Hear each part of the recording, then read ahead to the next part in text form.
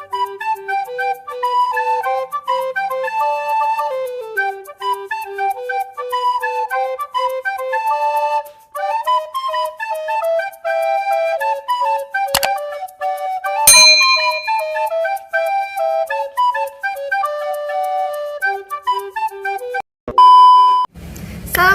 warahmatullahi wabarakatuh. Waalaikumsalam warahmatullahi wabarakatuh. Teman-teman, balik lagi di channel Ida Novita. Oke, kali ini kita bakal sharing time. Kita bakal sharing time tentang bagaimana Islam menyikapi virus corona. Tapi teman-teman, sebelum itu kalian jangan lupa untuk subscribe, like, komen, dan share ya. Bagi yang belum subscribe, kalian kita tunggu deh dalam waktu 5 detik. Jangan lupa untuk klik tombol subscribe dulu ya. Kita tunggu ya. 5, 4, 3, 2, 1. Oke, makasih banyak yang udah subscribe. Lanjut.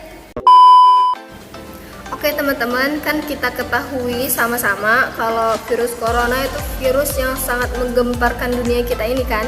Nah, virus ini juga banyak memakan korban jiwa dan dia berasal dari kota Wuhan. Jadi virus corona ini memang dari tahun 2019 ya.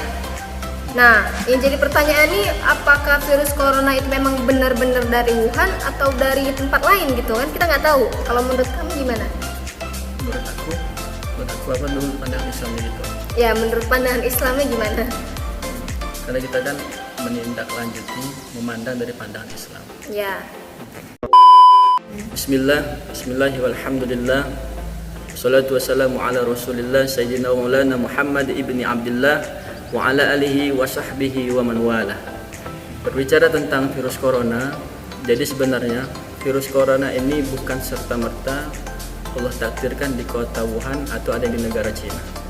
Jadi sebenarnya virus corona ini sudah tertuliskan oleh Allah Subhanahu wa taala di dalam sebuah kitab lembaran, ya ini yang kita kenal dengan kitab Lauhul Mahfuz, sudah menjadi ketetapan Allah dan kita yakinkan virus corona ini adalah makhluk Allah, ciptaan Allah.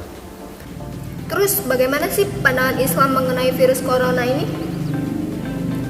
Baiklah teman-teman, berbicara tentang virus corona atau COVID-19. Jadi sebenarnya virus corona ini tidak lain dan tidak bukan adalah makhluk Allah. Dan kita yakini bersama ini adalah termasuk ciptaan Allah dan dia akan patuh kepada Allah Subhanahu wa taala. Sebagaimana yang sudah tersebar di seluruh pelosok negara, seluruh pelosok negeri termasuk di Indonesia, tidak lain dan tidak bukan itu adalah sudah menjadi ketetapan Allah Subhanahu wa taala. Dan virus ini bukan cuman baru-baru ini saja terjadi. Sejak zaman Nabi Muhammad pun sudah terjadi. Bahkan sudah termaktub di dalam kitab Allah, yakni kitab Lauhul Mahfuz sebelum ciptaan langit dan bumi. Sebagaimana Allah Subhanahu wa taala berfirman dalam Quran surat Al-Hadid ayat yang ke-22. A'udzubillahi minasyaitonirrajim. Ma asaba min musibatin fil ardi wala fi anfusikum illa fi kitabin min qabli an nabra'aha. Tidaklah Allah menimpakan suatu musibah, suatu penyakit, suatu wabah termasuk virus corona, tidak lain dan tidak bukan itu adalah sudah termaktub di dalam kitabnya Allah. Dan dalam ayat yang lain, ma asaba min musibah illa biiznillah. Tidaklah Allah Subhanahu wa taala menimpakan suatu musibah kepada suatu penduduk negeri, suatu kaum, tidak lain dan tidak bukan atas izinnya Allah Subhanahu wa taala. Oh, berarti corona ini merupakan makhluk ciptaan Allah ya? Nah, tapi tujuan Allah menciptakan corona ini untuk apa? Dan kenapa makhluk ini bisa sampai meresahkan, menakutkan orang-orang bahkan di seluruh dunia ini? Oke, baiklah teman-teman. Jadi pertanyaannya adalah apa tujuan Allah Subhanahu wa taala menurunkan virus corona tersebut kepada kita semua? Sehingga menyebabkan semua manusia menjadi resah, menjadi masa sulit yang sedang kita alami saat ini, bahkan tempat ibadah, pasar, perkantoran semuanya ditutup akibat daripada yang ada virus corona tersebut. Jadi jawabannya adalah tidak lain dan tidak bukan Allah menurunkan virus corona adalah untuk menguji kita semua, untuk menguji seberapa baik, seberapa kuat kita bisa berbuat baik, beribadah kepada Allah. Karena kita tidak lain tidak bukan akan dihadapi yang namanya ujian, baik itu ujian senang maupun dalam ujian sedang dalam kesusahan. Sebagaimana Allah Subhanahu wa taala berfirman di dalam Al-Qur'an surat Al-Anbiya ayat yang ke-35. Wa nabluukum bisyarri wal khairi fitnah. Wa nabluukum bisyarri wal khairi fitnah. Dan Allah Subhanahu wa taala akan menguji kepada setiap hambanya dengan ujian dalam keadaan bahagia atau senang dan dalam keadaan sulit atau sengsara.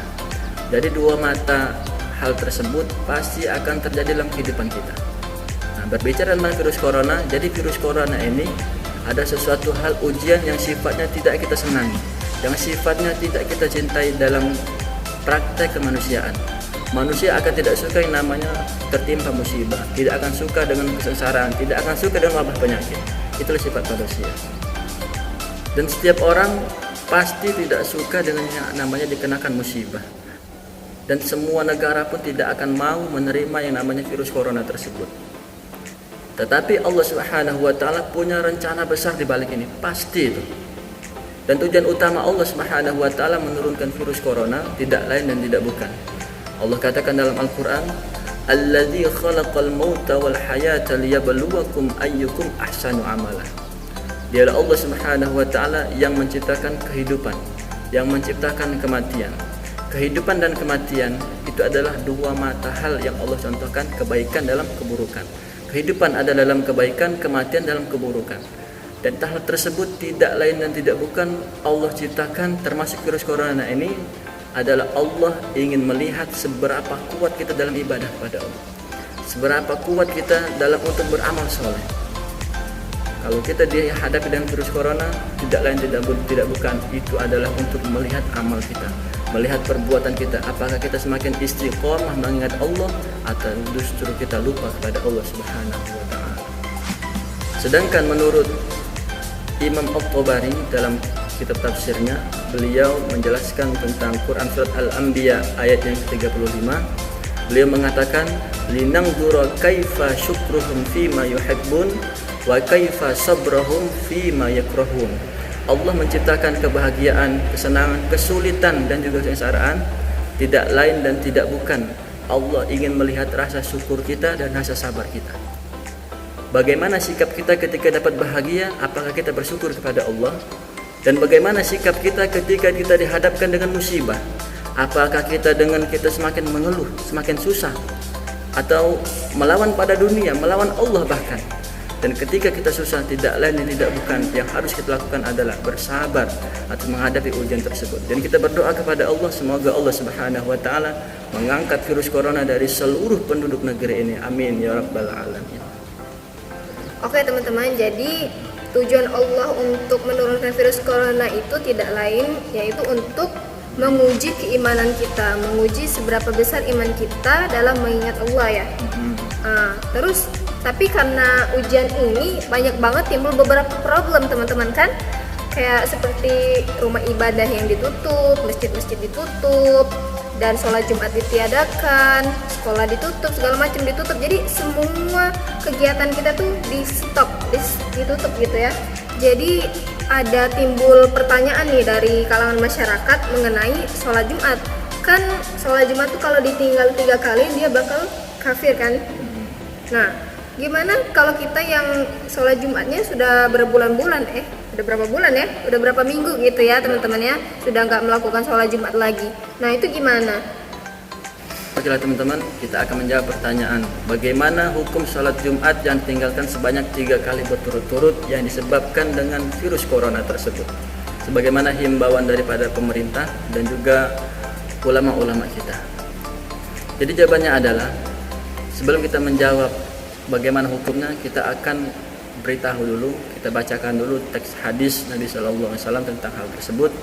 Nabi Sallallahu Alaihi Wasallam pernah bersabda, "Man tarakal jumu'ah salasa marratin tahawunan taba'allahu ala qalbi." Barang siapa yang meninggalkan salat Jumat sebanyak 3 kali berturut-turut tahawunan. Tahawunan artinya dia meninggalkan salat Jumat tersebut dengan menyepelekan dan menganggap salat Jumat itu tidak penting. Dia menganggap salat Jumat itu tidak ada gunanya. maka dia orang berkata tersebut dalam hatinya, taba'allahu ala qalbi, maka Allah akan menutup pintu hidayah daripada orang tersebut. Taba'a artinya sebagaimana Allah jelaskan dalam Quran, taba'a sama artinya dengan khatama. Khatamallahu ala qulubihim wa ala sam'ihim wa ala absarihim. Allah akan menutup pintu hati seseorang, Allah akan menutup pendengaran seseorang, Allah akan menutup pandangan seseorang daripada hidayahnya Allah. Dengan sebab apa? Karena dia meninggalkan sholat Jumat. Jadi ilat atau sebab dari hadis tersebut yang disebutkan yang orang meninggalkan sholat Jumat itu kalau dia meremehkan. Nah, keadaan sekarang kan kita bukan meremehkan, dan ulama kita pun merintahkan tersebut pasti mereka tidak ingin meninggalkan sholat Jumat. Nah, dalam keadaan sekarang seperti ini, sebabnya karena kita sekarang sedang ditimpa musibah. Jadi musibah tersebut yang menyebabkan kita tidak bisa sholat Jumat. Jadi untuk kita yang dihimbau untuk tidak sholat Jumat oleh pemerintah dan ulama kita, jangan bersedih. Kita sudah menjalankan perintah Allah, menjalankan syariat Islam secara kafah.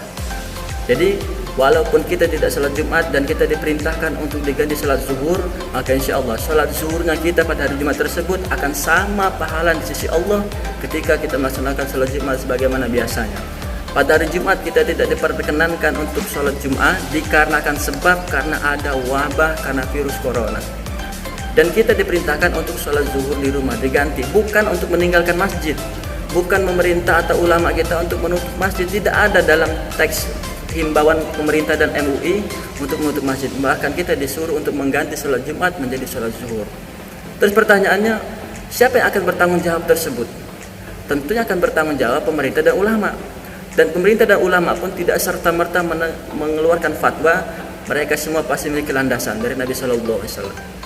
Sebagaimana dalam hadis Nabi Sallallahu Alaihi Wasallam, "Idza maridul abdu aw safar", apabila ada seorang hamba yang sakit dan juga sedang dalam perjalanan jauh, kutiba lahu mithlu ma kana ya'malu muqiman sahihan.